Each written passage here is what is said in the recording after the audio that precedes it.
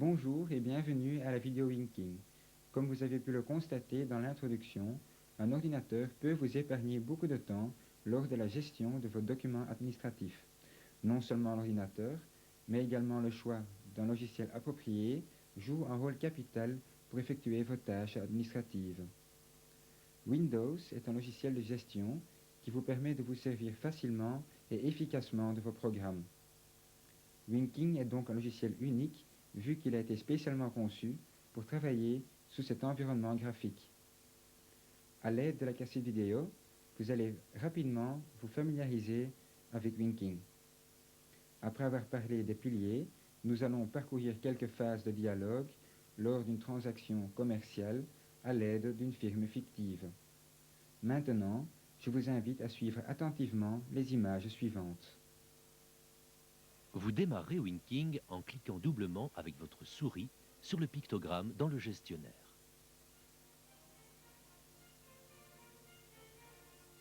Ainsi apparaît la fenêtre de notre application. Cette fenêtre contient, entre autres, les titres. Ceux-ci sont éclairés quand le logiciel est actif. Le menu, où se trouvent les différentes options du menu.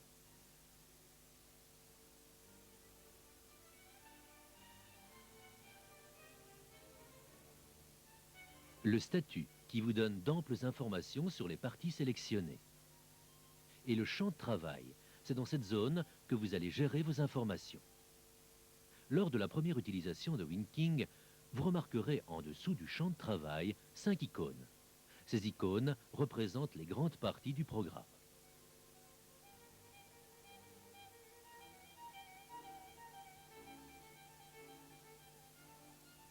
Les pictogrammes clients, fournisseurs et articles constituent les piliers du programme. Lors d'une administration manuelle, le document de vente doit être adressé au client. Les articles venant du fournisseur seront notés par après sur ce document de vente. Winking adopte un système de travail analogue. Nous allons maintenant parler des piliers de Winking.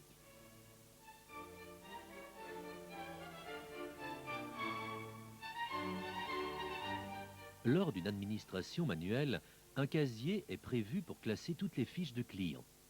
Sur ces fiches sont notées toutes les données concernant ces clients. Ce même casier est prévu par Winking. Celui-ci est symbolisé par le pictogramme client. En cliquant doublement sur ce pictogramme, nous accédons dans ce casier.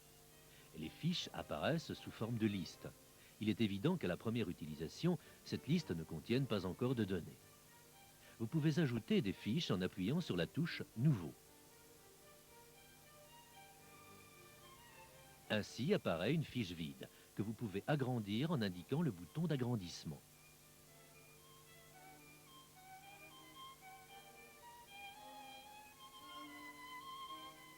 À droite se trouvent des informations plus confidentielles. Insérons un client dans notre entreprise fictive. Dans le premier champ, nous remplissons un nom réduit du client, un groupe de clients, le nom complet du client et l'adresse appropriée. Notez que vous savez vous déplacer entre les champs à l'aide de la touche de tabulation.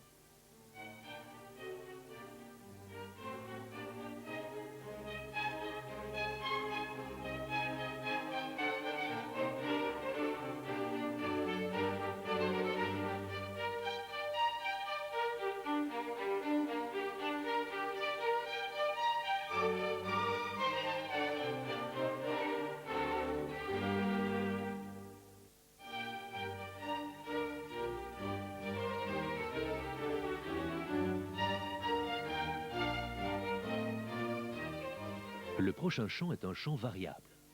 De ce champ, vous savez modifier la description en cliquant doublement en dehors d'un champ. Dans cette fenêtre de dialogue, vous savez insérer la description de tous les champs variables.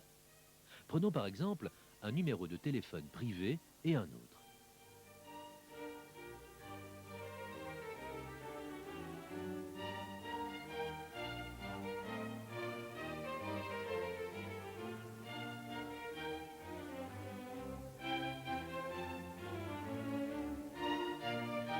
Vous savez activer ces modifications en appuyant sur la touche OK.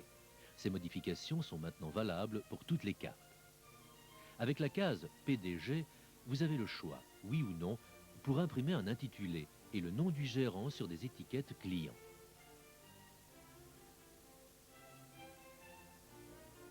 En dessous de la fiche client se trouve le numéro de TVA. Les numéros de TVA belges sont contrôlés pour leur exactitude.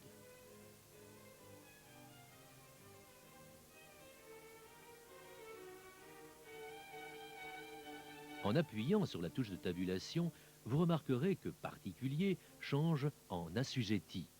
Dans la liste extensible de TVA se trouvent d'autres formes de TVA, comme par exemple non assujetti, intracommunautaire et exportation.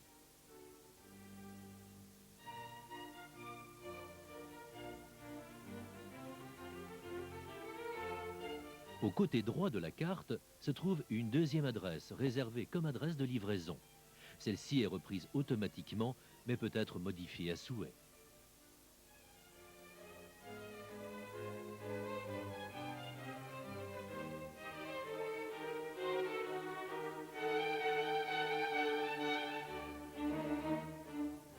En dessous de l'adresse de livraison se trouvent les informations financières.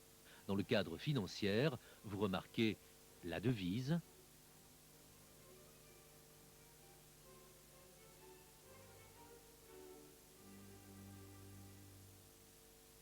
le langage pour l'impression des documents, la date d'échéance, la remise, le nombre d'exemplaires à imprimer, le compte de vente et le compte bancaire.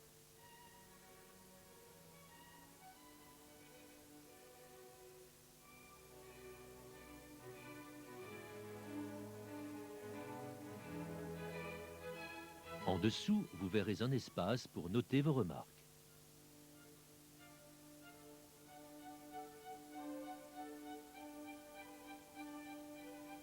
Une nouvelle fiche client peut être ajoutée en appuyant sur la touche Nouveau ou en choisissant l'option de menu Fiche Nouveau. Ainsi apparaît une fiche vide que nous pourrons également remplir.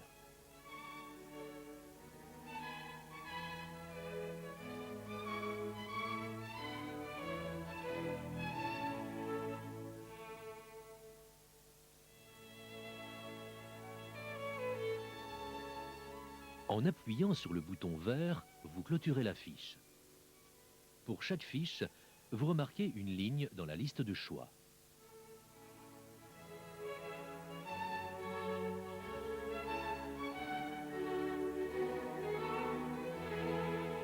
Et les fiches fournisseurs seront rédigées de manière analogue.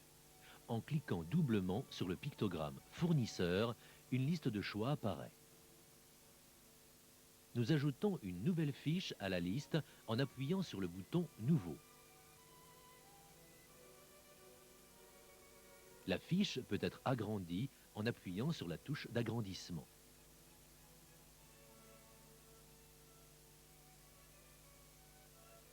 Sur la fiche fournisseur, nous remplissons à nouveau le nom d'appel, le groupe, le nom de la société et l'adresse.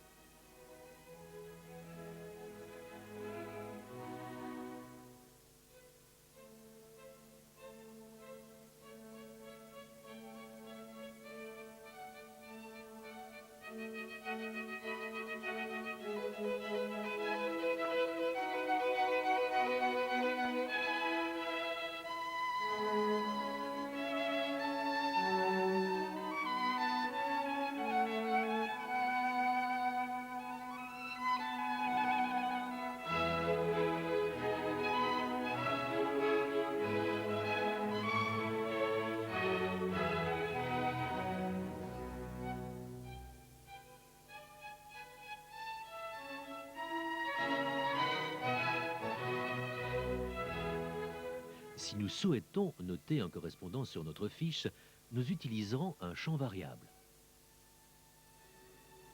En cliquant doublement en dehors d'un champ, nous obtenons une fenêtre de dialogue avec des noms de champs variables. Nous modifions la variable 3 dans la fenêtre de dialogue en contact. Nous appuyons sur le bouton OK, par laquelle la modification sera activée pour toutes les fiches fournisseurs. À droite se trouvent des informations confidentielles telles que le jour d'échéance, le langage du document, la remise, etc.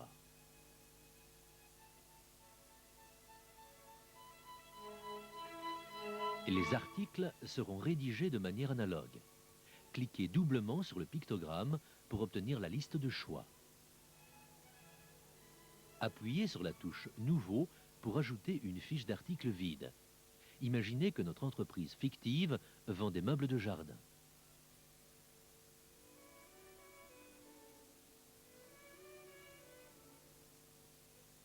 Le premier article que nous insérons est une table de jardin de type Hawaï. Nous remplissons le code, le groupe et le nom.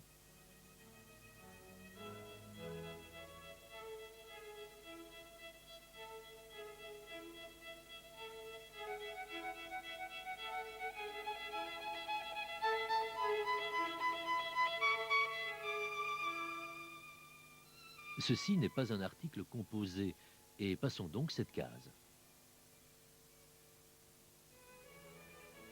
Sur la fiche « Article », vous remarquerez un cadre avec les données de vente.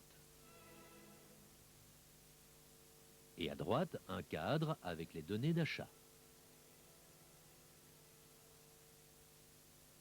Parmi les données de vente se trouvent les prix de vente hors TVA. Vous savez choisir le nombre de décimales dans Windows, dans l'écran de configuration du groupe principal avec le programme international.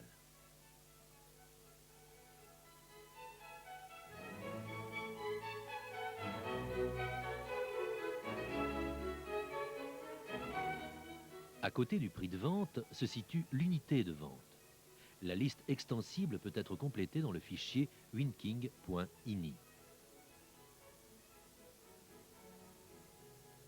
En dessous du cadre se trouve une liste extensible avec les taux de TVA et l'échelle sous forme de liste. Ceci est une réduction par laquelle le prix de vente dépendra du nombre d'articles vendus. Dans le cadre d'achat, vous verrez le prix d'achat, la monnaie d'achat.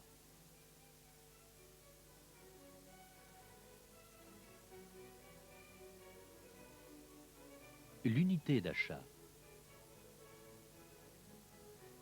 Une touche avec une relation bénéfice ou réduction.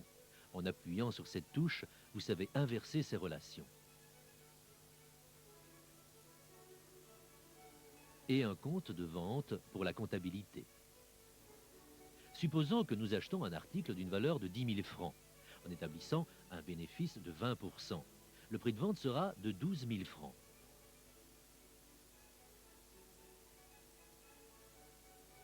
En insérant une marge bénéficiaire, le prix de vente est automatiquement adapté. En appuyant sur la touche « Bénéfices », nous constaterons que 20% de bénéfices correspond à 17% de remise, ou plus précisément à 16,66%, soit un gain de 2 000 francs.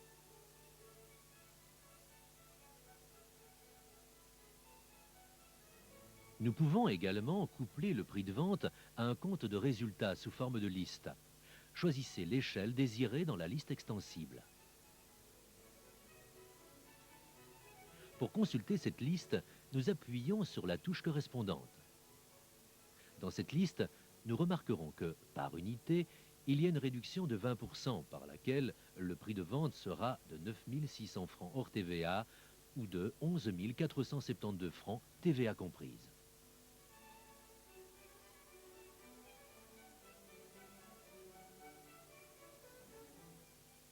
En dessous de la fenêtre de dialogue, nous savons contrôler le prix de vente d'un certain nombre d'articles. Ceci nous donne le prix de vente total, TVA comprise.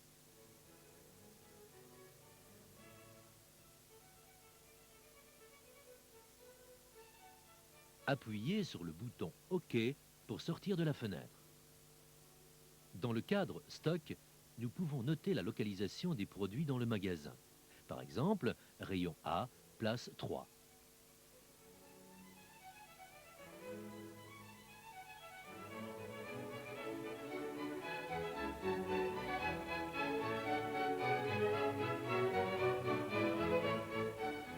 Le stock de départ peut être spécifié en choisissant l'option de menu Options puis Historique. Dans la fenêtre historique, nous pouvons insérer le stock de départ en appuyant sur la touche Manuel. Ainsi apparaît une nouvelle fenêtre de dialogue dans laquelle nous pouvons modifier le stock. Nous choisissons pour le stock de départ la touche Achat. Nous notons le nombre.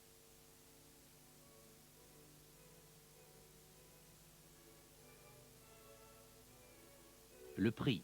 Celui-ci servira pour déterminer le prix de stock moyen et une remarque.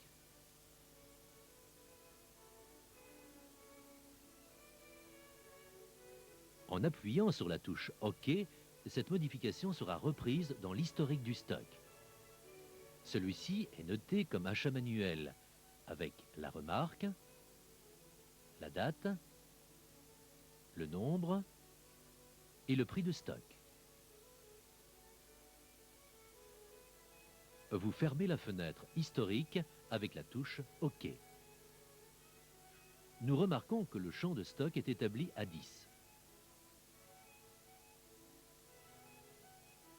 Avec la touche Réserver, nous pouvons rechercher les réservations d'articles dans l'historique de stock. Nous possédons également 3 champs variables sur la carte Articles que nous pouvons modifier à souhait. Dans le champ Fournisseur, vous pouvez noter le nom d'appel du fournisseur.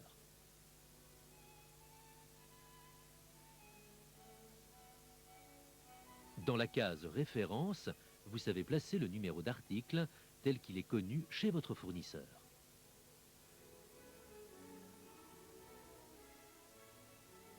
À droite de la carte se situe un cadre avec les données de l'historique. Ici se situent les chiffres d'achat de l'année en cours et de l'année précédente. En appuyant sur la touche, vous verrez les chiffres de vente de cette année et de l'année précédente. Sous ces valeurs sont repris le nombre d'articles vendus cette année et l'année précédente.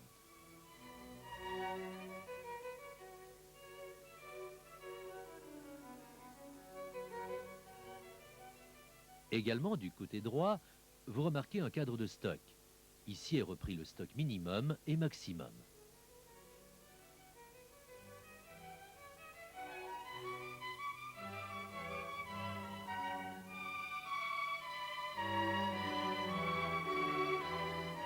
Vous savez modifier ces nombres manuellement. À droite de ce cadre, vous voyez la date de la modification précédente de prix et le prix de stock moyen.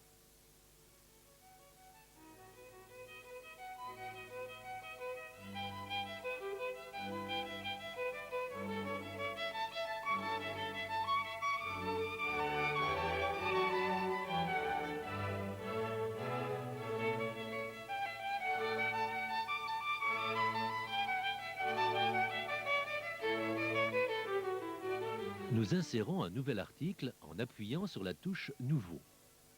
Maintenant, l'article est un fauteuil de jardin de type Hawaï.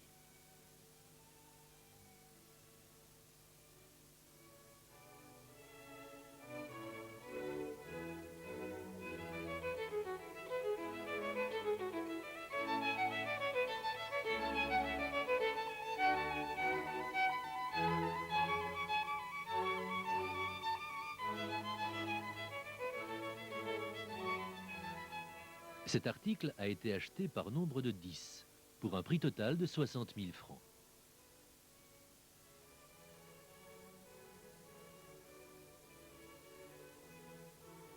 Puisque nous vendons cet article par pièce, nous devons activer une formule de conversion d'unité. Pour cela, nous appuyons sur la touche Unité.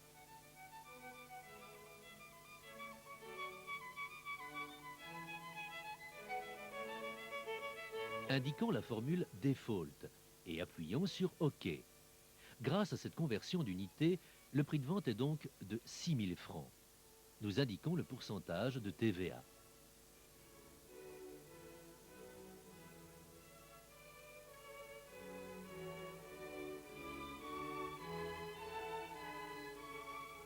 Insérons une marge bénéficiaire de 22%.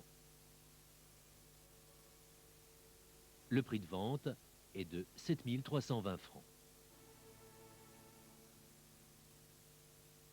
Nous pouvons également vendre cet article dans un set, ceci en spécifiant le prix de composition.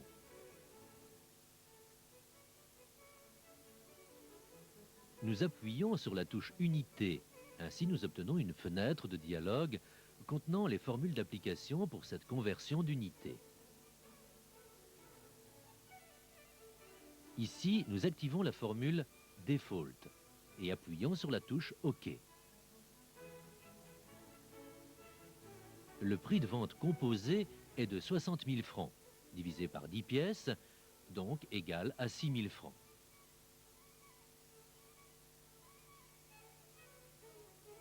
Nous insérons un nouvel article en appuyant sur la touche Nouveau.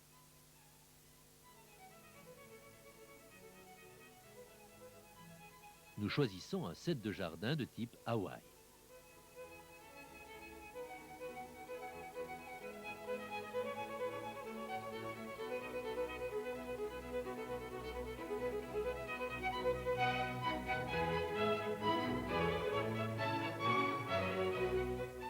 Ceci est un article composé. Nous indiquons la case Composition et remarquons que cette touche a été activée. À l'aide de cette touche, nous obtenons une fenêtre de dialogue dans laquelle nous pouvons noter la composition. Nous appuyons sur la touche Ajouter et spécifions tous les articles faisant partie de ce set. Ceci est une table de jardin et 4 fauteuils de jardin.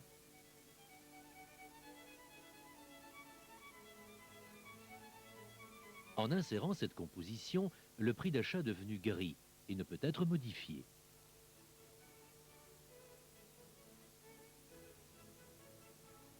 Le prix de vente composé est de 34 000 francs.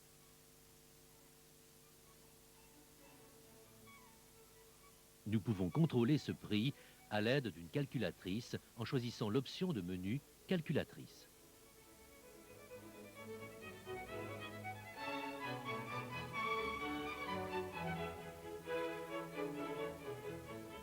Nous prenons 4 fois 6 000 francs pour le fauteuil de jardin, plus 10 000 francs pour la table, ce qui nous donne 34 000 francs.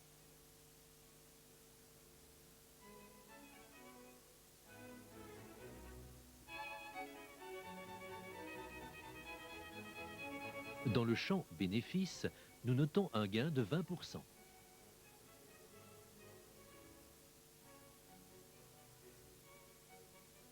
Le prix de vente est donc de 40 800 francs. Nous n'avons plus qu'à calculer la TVA.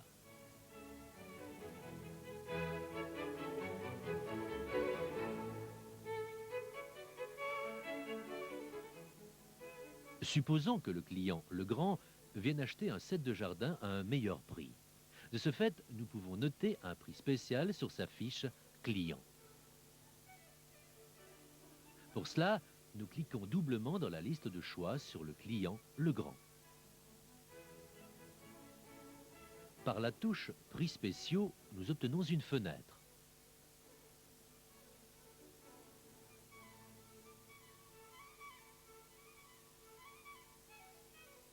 Nous notons le nom de l'article et le prix convenu. Par exemple, 39 000 francs. En fermant cette fenêtre, nous remarquons que le petit insigne qui se trouve à côté de la touche Prix spéciaux est devenu vert, ce qui indique la présence d'un prix spécial. Nous pouvons également consulter le prix spécial pour le client actif dans le fichier Articles. Lors de la rédaction du document de vente, le prix spécial sera automatiquement repris. Vous pouvez également consulter ce prix spécial en appuyant sur la touche Échelle. Dans la fenêtre de dialogue Échelle, nous indiquerons la case pour client actif.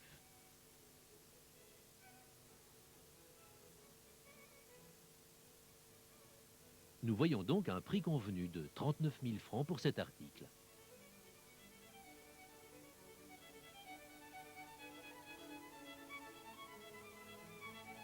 Nous fermons cette fenêtre avec la touche OK.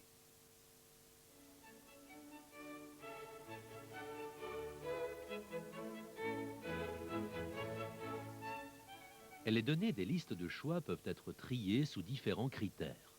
Prenons comme exemple les clients en cliquant doublement sur le pictogramme Clients. La liste de choix des clients contient, en plus du nom d'appel et du numéro de téléphone, l'information de groupe et le nom complet. Le triage actuel a été mis au point sous le nom d'appel. À l'aide de la liste extensible de choix, nous pouvons choisir une autre méthode de triage, par exemple le groupe. Nous remarquons dans la liste de choix que les clients apparaissent sous un classement différent par rapport au triage des noms d'appel.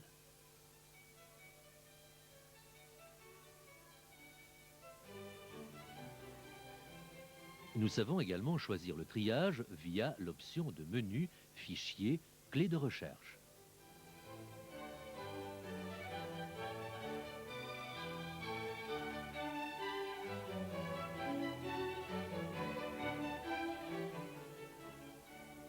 Dans la liste de choix, vous savez rechercher un client en appuyant sur les flèches indicatrices.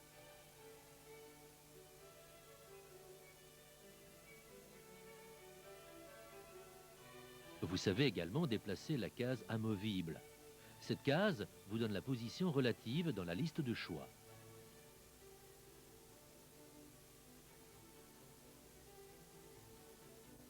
Une fiche de client peut être recherchée via le pictogramme client. Dans la fenêtre de dialogue, vous savez insérer le nom à chercher.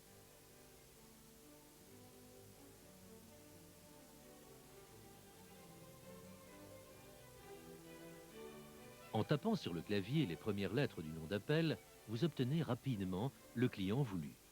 Plus vous taperez de lettres, plus rapidement vous trouverez le client recherché.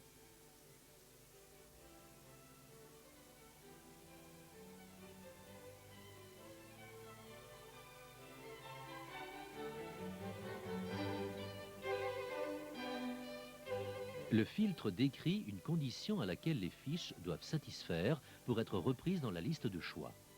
Supposons que nous désirons obtenir toutes les fiches du groupe A. Pour cela, nous choisirons l'option de menu Carte, Filtre et spécifions le groupe A.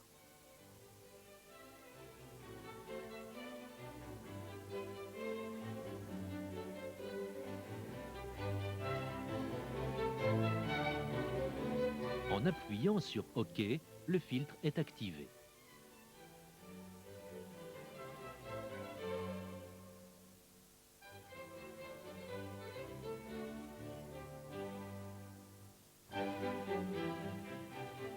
Avec l'option de menu Aide, à propos, nous voyons le nombre de cartes satisfaisant la condition.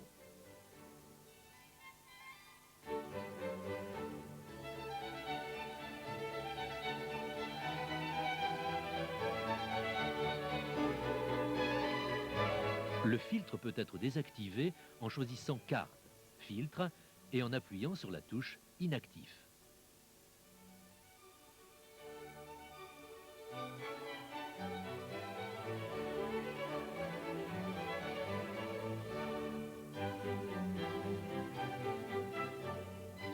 Vous garderez la composition du filtre en appuyant sur la touche Vide. Via la touche OK, toutes les cartes apparaissent dans la liste de choix.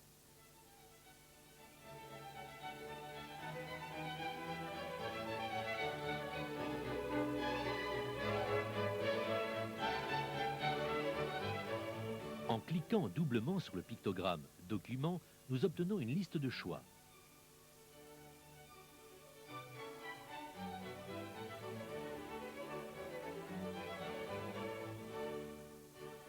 Dans cette liste, nous trouvons un menu contenant les différents niveaux de documents. Les bons de vente sont tous les documents pour lesquels la décision définitive n'a pas encore été prise, comme par exemple des offres de prix aux clients, des factures pro forma, des devis et des bons internes. Une fois l'offre acceptée, vous pouvez automatiquement changer votre bon de vente en ordre de vente, celle-ci contenant les commandes des clients.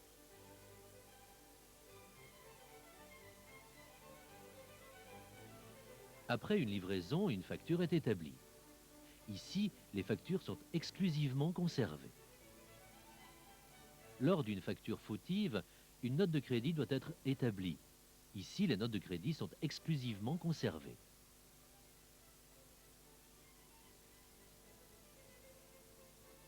Les bons d'achat sont tous les documents pour lesquels la décision définitive n'a pas encore été prise. Ils sont utilisés comme demande de prix vis-à-vis du fournisseur. Si vous voulez commander chez votre fournisseur, vous savez automatiquement changer votre bon d'achat en ordre d'achat. Les ordres d'achat contiennent vos commandes chez votre fournisseur. Nous choisissons maintenant les ordres de vente.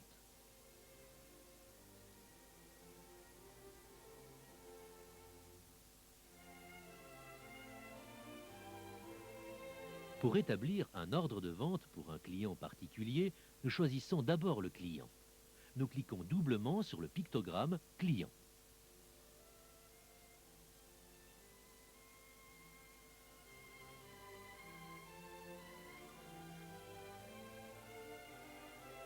Nous indiquons le client dans la liste de choix « Client », ceci à l'aide du bouton droit de la souris. Ainsi apparaît une fenêtre de dialogue avec la question « Nouveau document de vente » pour le client sélectionné. Nous répondrons par « Oui ». Ainsi apparaît un nouvel ordre de vente avec les spécifications du client Legrand.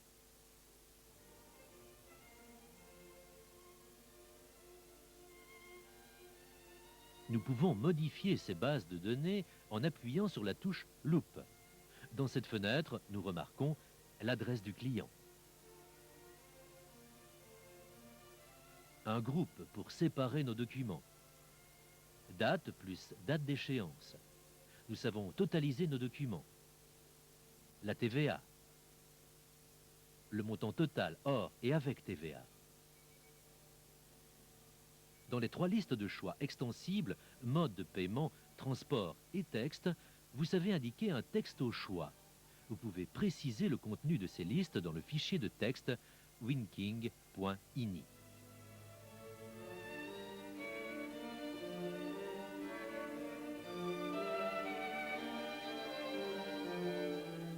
Dans le champ Notes, vous savez noter une remarque pour ce bon. Fermez la fenêtre avec la touche OK. Maintenant, nous devons encore ajouter les articles au document. Pour cela, nous appuyons sur le pictogramme élévateur et indiquons avec le bouton droit les articles souhaités.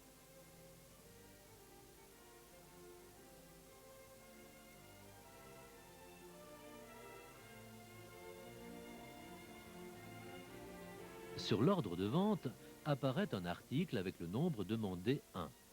Les détails de la ligne indiquée se trouvent également à droite sur la fiche. Vous pouvez également ajouter des lignes de texte au document. Cliquez pour cela dans le cadre avec le bouton gauche de la souris. Sélectionnez dans le menu rapide « Ajouter ligne de texte ».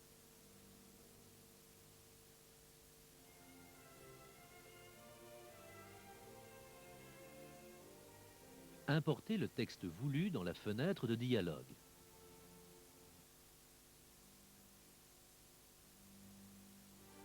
Appuyez sur le bouton OK. Ainsi, le texte apparaît dans la liste de choix.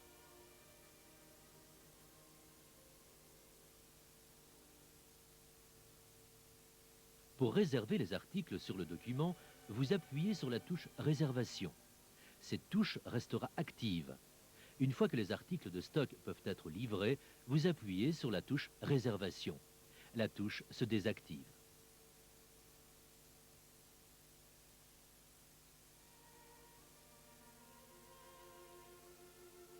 Nous adaptons le nombre d'articles livrés.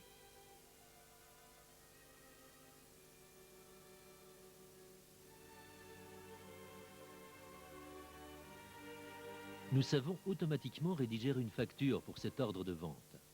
Pour cela, nous appuyons sur le bouton « Transfert ». Nous copions le document vers le niveau de facturation.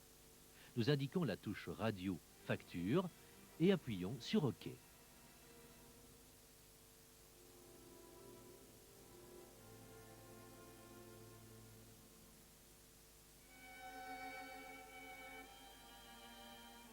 Nous pouvons bloquer cette facture. En appuyant sur la touche « Finalisation », le stock est automatiquement adapté. Pour imprimer un document, vous choisissez la touche « Imprimante ».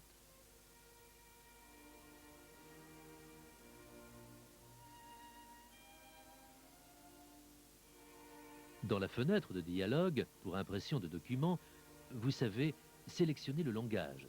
Celui-ci peut être relatif au client ou une langue au choix. Choisir la présentation pour l'impression. Vous savez choisir le document actuel pour impression via une sélection de filtres. Et le nombre de documents imprimés peut être relatif au client ou placé sous nombre spécifique. Appuyez sur OK pour commencer l'impression. Après l'impression, apparaît le mot « Copie » sur la touche « Imprimante ». Si la facture est payée, vous indiquez la touche « Payer ». Nous voici arrivés à la fin de la cassette vidéo. Néanmoins, la cassette ne vous a montré que quelques capacités du programme Winking. Si vous voulez connaître les capacités supplémentaires, nous vous conseillons de consulter le manuel. Nous sommes persuadés que vous allez avoir beaucoup de plaisir avec le programme Winking et vous souhaitons beaucoup de succès. Au revoir.